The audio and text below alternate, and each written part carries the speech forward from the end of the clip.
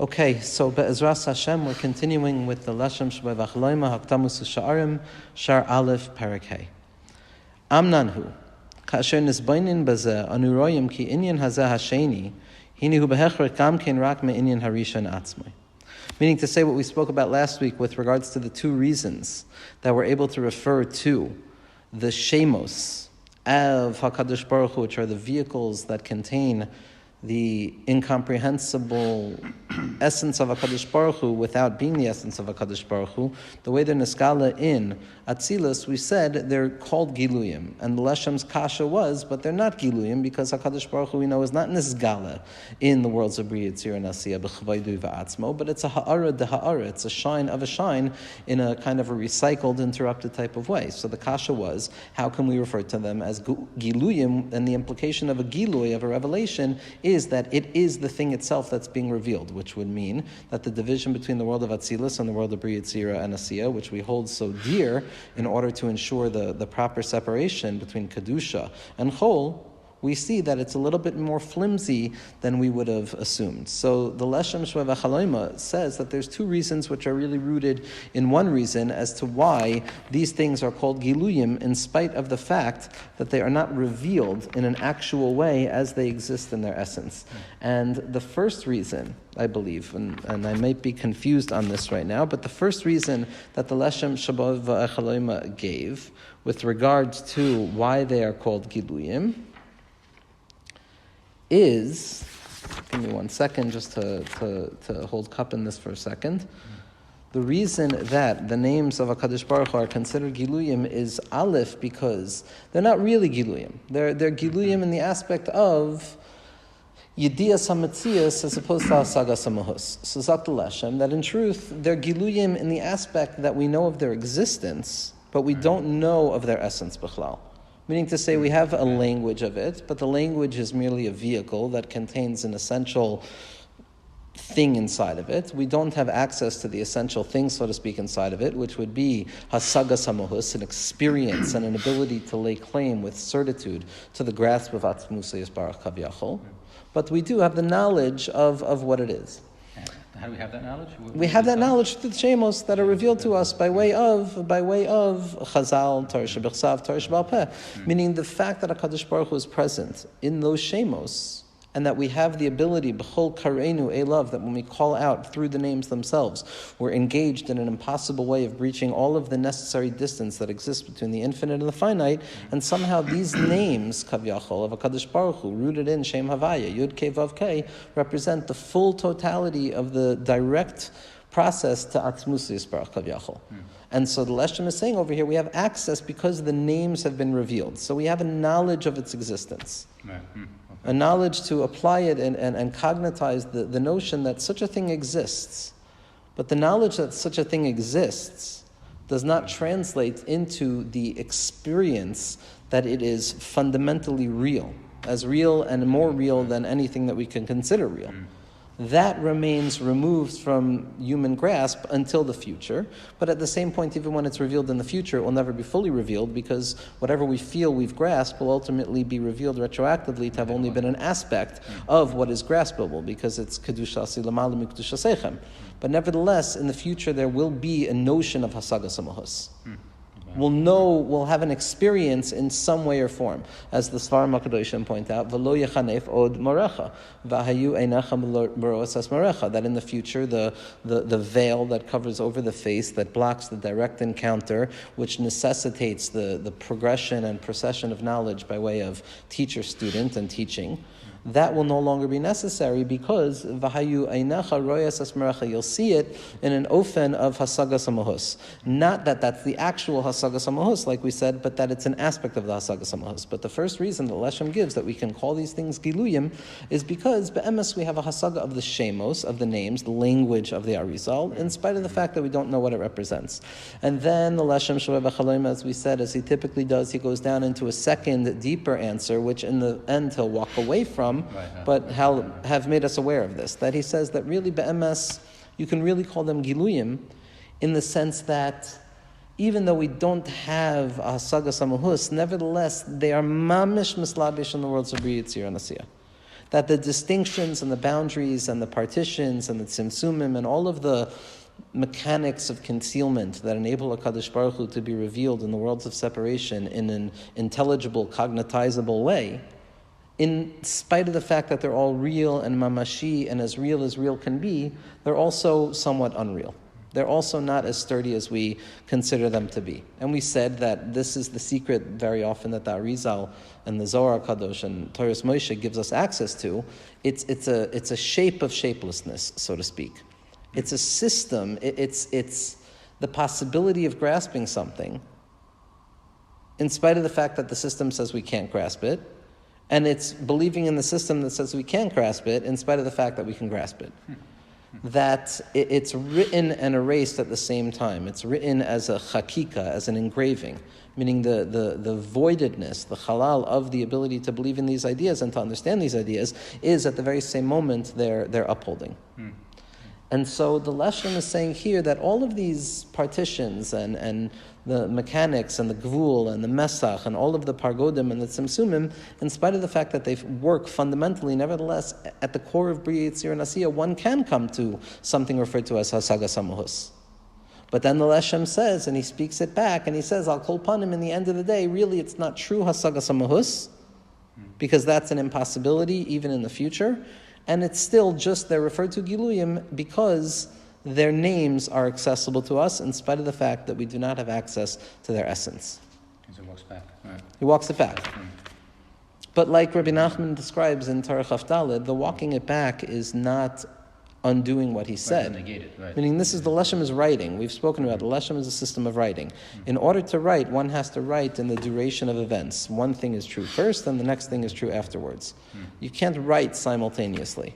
Right. But ki'ilu, if a person sees the Leshem Sheva V'Chaloma as he is hidden in the text and buried in the text, and it's ki'ilu Bal Hashmua Omed Lefanecha, as Chazal tell us we have to learn, as we've learned already, it's especially true by the Svarim of the Leshem Sheva V'Chaloma, then we have to be able to abstract the text and understand that these ideas are taking place simultaneously.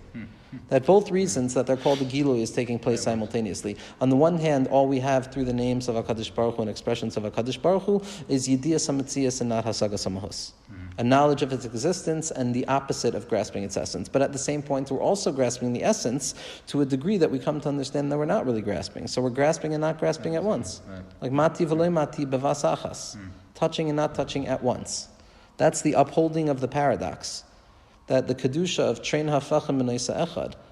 Right? We said the law of non-contradiction, that A and B, if they're in opposition to one another, they can't maintain a perpetual existence at once. Something has to give. Right. That's the law of non-contradiction. Kabbalah and Pnimius HaTorah doesn't only break through the law of non-contradiction, but we take the law of non-contradiction and we place it at the very crown of the entire system. That trein hafachim b'noisa echad is the ability to say one thing and its opposite at the very same moment, and to allow those things to be upheld in their impossible dance by way of the Pela Ha'elyon, the wonderment of HaKadosh Baruch Hu, that allows two opposites to engage, to reveal something even stronger. And so to see the Leshem's writing as an iteration of speaking these truths simultaneously. It's like David Malka Mashiach says that Achas dibra Elokim shtayim zu shamati. That HaKadosh Baruch Hu spoke once, and I, by nature of being human, heard it twice. It's not that we can't hear it once because we're not good enough. The functioning of a human being is to hear the double nature of it. As Rabbi Nassim talks about the kol chayzer, the echo that we typically hear, that our job in this world is to hear the echo and return back to the source of the bas kol. Beseder. Okay, so we'll go weiter. Be'ezras Hashem. Amnanhu. When we pay a little bit of attention to this, meaning to say this second inyan that in truth we can grasp the hasagas hamahus of atzmusis baruch as it's mislabish in the shemos which express themselves in the partzufim ba'olam ha'atzilus. In truth, it's truly fundamentally rooted in the first reason, me'inyan harishan atzma, which is that in the end of the day, it's only yediyah samatzias and not hasagas hamahus. V'chol giluyav asher gam b'hashemas hakadoshim v'chol Torah kula hinehim mishula gam ken me'asaga v'tvisas l'shem nivra. Meaning to say that all of the revelations and all of the names of HaKadosh Baruch Hu that are expressed throughout the entirety of the Torah in its fullness, meaning Torah Sheba'al Peh as well, hinehim mishulal gam ken me'asaga v'tvisas l'shem nivra. In truth, they are removed entirely from any grasp or actual holding by any creature. Meaning, if you're a creature, you can't grasp the Creator. V'hu ki harei kol hasaga v'tvisa chushis asher yesh lanu bazeh hinehu nimshach lanu rak mitzad ha'choymi v'agashmi shebahem. Meaning to say that even if you want to claim that there's an actual grasp, the actual graspability emerges only from the sensually sensed expression of these names or these expressions in their more physicalized or material form. Meaning it's only the chitzonius of these giluyim. Yeah, so even if you want to say, even if you want to say you're masig the mahus, like we said in the second reason earlier, you can still fall back on the fact that no, it's still considered only yediyas avantziyas and not hasagas mahus. Why?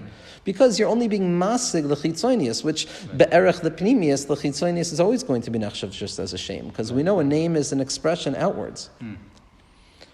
And so the Leshem continues and he says, Shari Masha anu masigim tsuras oisiyah satayr v'ashemoy surak mitzad shem asuyim miklaf v'diyoy v'shachar agabe lavan. That in truth, the only grasp ability that we have in terms of what the letters, the Chaf Beis Asfand Araisa, what they offer us, the shapes of the letters and all of the names, it's only from the tzad that they've been written down on klaf, on animal hide, in black ink upon white spaces, meaning the physical, so to speak, expression of it. And even if a person is only conjuring up an image of a letter in their mind, ke'ilu, they're not actually writing it, but they're only writing it in their thought. Nevertheless,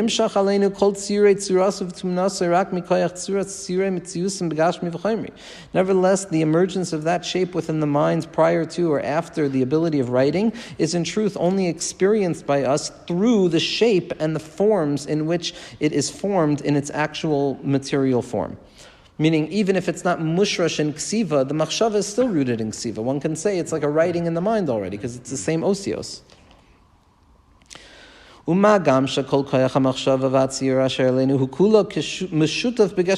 furthermore, even if you wanted to say that the mind is able to extract the pure concept of the letter, without the need to go down to the images and the physical forms, even thinking is a davar gashmi. Even thinking in our minds, we don't know what thinking is, because all we have is a thought that is associated with gashmias. Meshutaf begeshem v'choymer. V'efshar lirois sichlenu ledamois ruchani bilti geshem b'shem oifen acher. And there's no capacity for us to have any ability to imagine or depict, but rather imagine, to create an image in the mind of any form of spirituality that is devoid of geshem, that is completely devoid of physicality in any way. The only grasp, the handles of our mind are the davar gashmi. Or the gashmius of it, meaning not a davar gashmi chalila, but the hisgashmus of it. Hisgashmus means the emergence and the congealment of that thing from its most refined form into a further congealed form. That's what Seder Shtalshlus means. I mean, we always think in pictures, so we think in depiction, images, or the opposite of an image, or a non-image, which is still negation of an image, meaning we don't have the ability. The mind doesn't have the ability. I think of blackness. I'm thinking of blackness. It's already a color. It's already magusham, betachlis ha'hagshama. Right. We can't think of nothing. Can't think of nothing. Right. At least in a revealed way. Meaning, so the Leshem is saying, ben kach ben kach, whether the thoughts are rooted in physical forms or the thought itself is a physical form, ben kach ben kach, it's not considered a hasagas hamuhus, but except for, the chitzonius of the giluyim.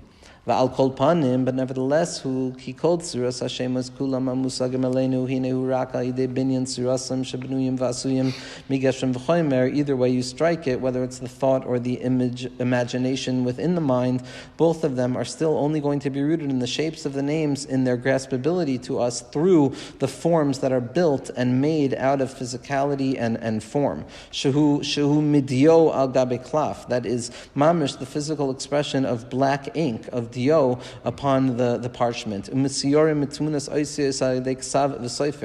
they mamish emerge. They emerge as the images of the letters through the writing of the scribe.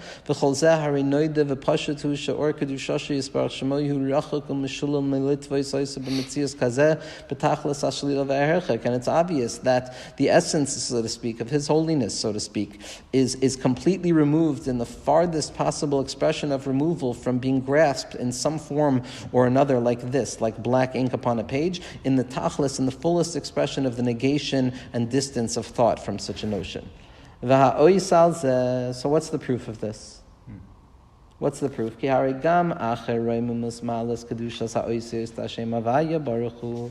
That even after all of the holiness of the letters of the name of Havaya Baruch Hu, and all of the names, these signs, they are not inherently holy. The only thing that is inherently holy is HaKadosh Baruch Hu, which is removed from our capacity or grasp. Even the holiness of the letters themselves are still chitzayni from the Giluyim. How do we know? Because there's no inherent Kedusha to them. Their only Kedusha is revealed when they're written Lishma Dafka. So, God forbid, a person wouldn't come to worship the notion of this Magushim thing, even the Torah, for its own sake, but only through the Lishma, the Or of the Or Ein Sof, that's Niskalev, Amr Beferish, Begitin Dafnin Dalet Amid Beis.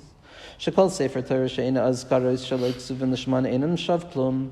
That any Torah whose names and expressions of the names are not written lishma, it's worthless.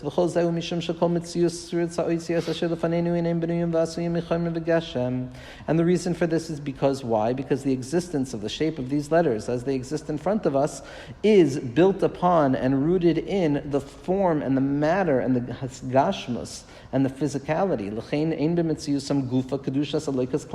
And therefore it is fundamentally necessary to understand that they bear no inherent guf of elikus whatsoever mitzar atzmam on their own. It is only through the hispashtus, the expression of the infinite light of HaKadosh Baruch Hu, which engarbs itself and expresses itself and rests itself within those letters once they are written lishma.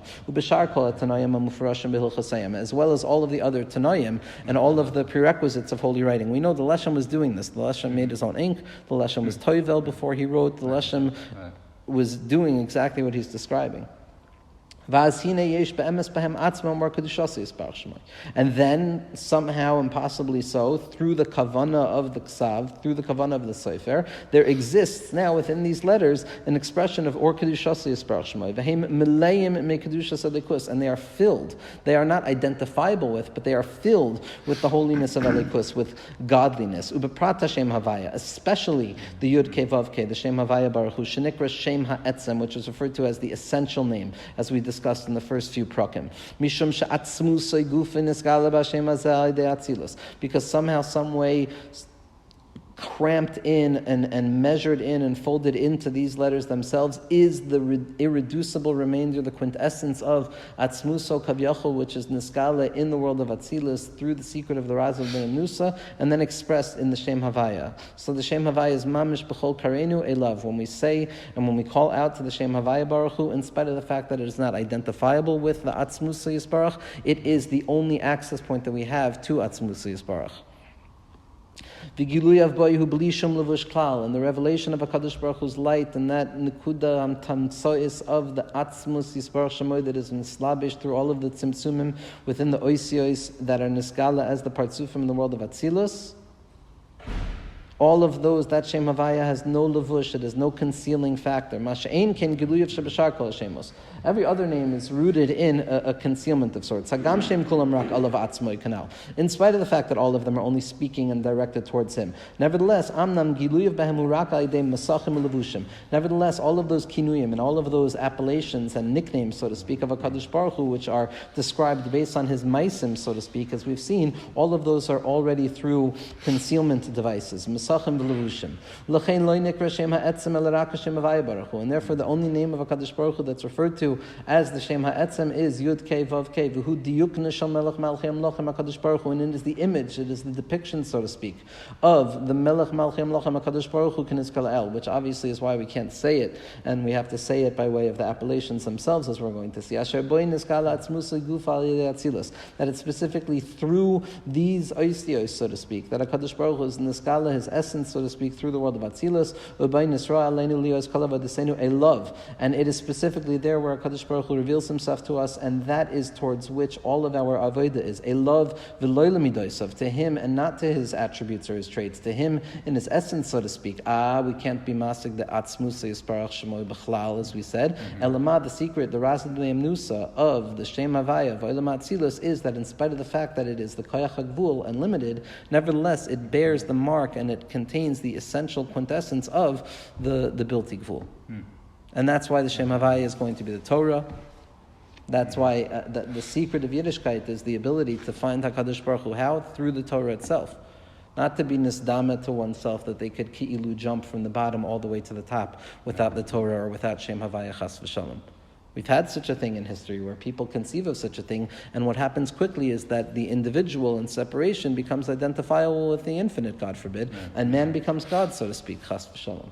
But the secret of Yiddishkeit, the Razad Me'em Nusa, is that there's always a separation, the Shem Havaya. But the Shem Havaya, somehow, some way, B'derech Razad Me'em Nusa, the secret of faith, contains the quintessence of Atzmusa Yisparach Shemo as it's Nislabesh, and in spite of the fact of all of the Levushim and the many Tzimtzumim that have gone through in order for Atzmusa Yisparach Kavyachol to be Niskala in the Shem Havaya, V'olam Atzilus, nevertheless, it remains as it always was. Ani Rishon v'ani Achron, I am as I am. I will be without any shifts or changes. Bein Koidem Abriya bein la'achar Abriya. The Shem Havaya Baruch Hu contains that Atzmusa Yisparach.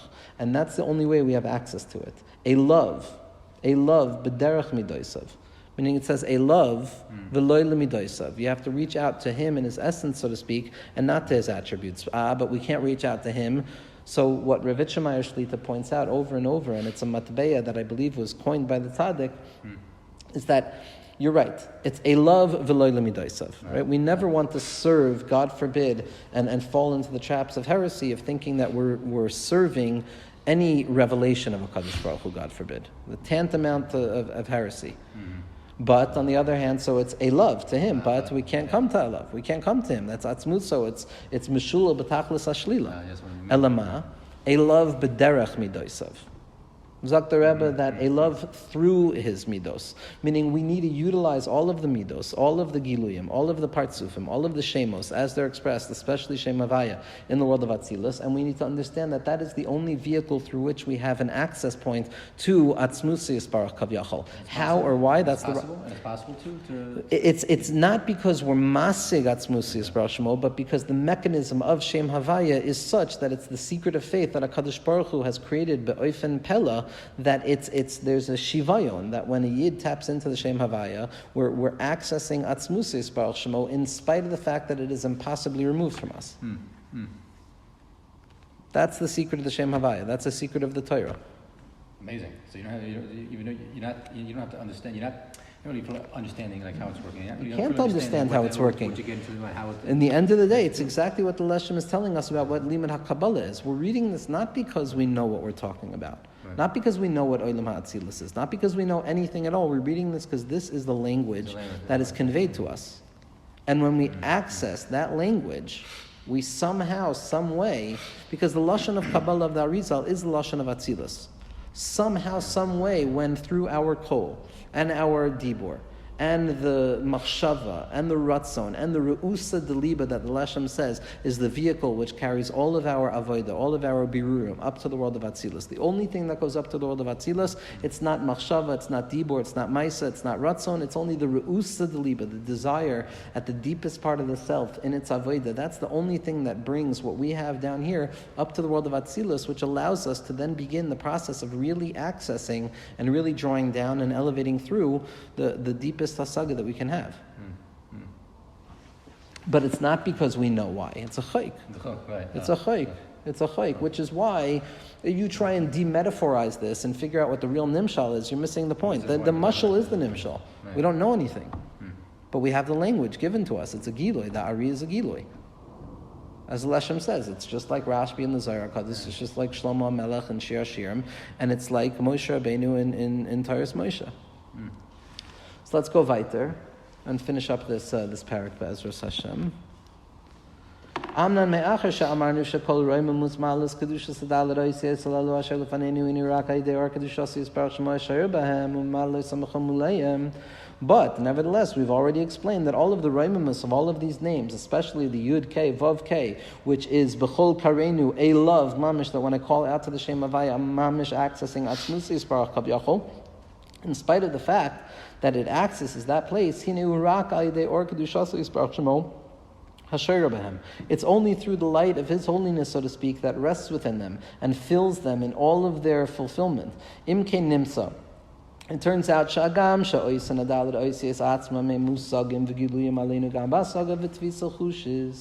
that nevertheless, even though we expressed now that even if you want to say we can mamish have a real hasaga of Shem Havaya in its essence, musagim v'giluyim alinu rak basag v'tvisas chushis. It's still rooted in the sensual experience of a human being by way of that which is revealed and graspable.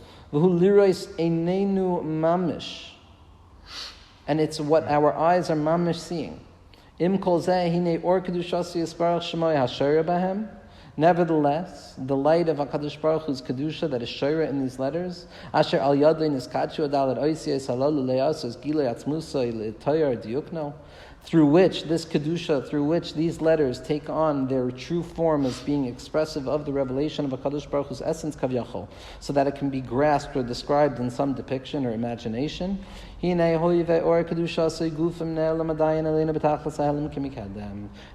the inner interiority, that light of Kedushas Yisparach Shemai, which is Niskala in Olam HaAtzilus, which is the Tamsis HaHa'ara of the Or Ein Sof Kavyachol, Ba'atzmus Somamish Kavyachol. So nevertheless, that remains distant from us. I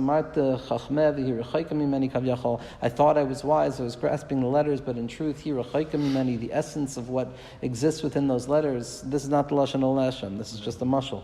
But those letters, the essence of the letter remains distant from me. As if one has never even begun to search it out. It's as concealed. That even after HaKadosh Baruch Hu has revealed Himself to us by way of the Shem Havaya Baruch Hu, as well as all of the names that emerge from therein, as the Ramban tells us in his Hakdama to the Torah, that in truth, the entirety of the Torah is revealed by way of the Shem Havaya, and based on the Kabbalah of Mari Sarug, like we spoke about in the first year, that we're going to see in the Olam HaMamlush Be'emes, the entire Torah comes from the Ariga of the Oisios, of the Yud, K, the Vav, and the K, which is the beginningness of the entirety of the Torah. Im kol zeh hine muhus or kedushasei atzmoi hu la'olam rachuk mishulam mikol hasag v'tvisa. Nevertheless, in the end of the day, after all has been said and done, the essence of the light of this holiness itself is perpetually and always going to be distant and removed from the capacity of grasp whatsoever. And in truth, when it comes to the actual essence, so to speak, of HaKadosh Baruch Hu, that is nislabish itself in the oisius of the Shem Havaya, which is the shirish of the Giluyim in the world of Atzilus, that contains the quintessence of Atzmus Yisparach Kavyachol. Nevertheless, in the end of the day, all we have there is a Yediyah Sametzias and not a Hasaga Samahus. Ki loy niskala aleinu el rak mitziyusam avaloy muhusam kinyan arishan shamar le'el perak daled. So what Leshem is helping us out with over here is that in the end of the day, in spite of the fact that there might even be a hasaga b'mahus, never come to think that any hasaga of mahus is ever the actual hasaga of mahus. And in truth, every hasaga samahus can be retroactively revealed to only be yediyah sametzias, because in the end of the day, all we have a grasp of is the externalized expression, the oisios themselves. The oisios themselves still are expressive of that very atzmus yisparach shemo when they are revealed in their true holiness. But we have a hasaga of the chitzonius, which is mukusher to the pnimius, and the pnimius is mashpia to the chitzonius. Nevertheless, all we have a hasaga is be'erchenu in our relative positioning is the chitzonius itself. Be'ezras Hashem.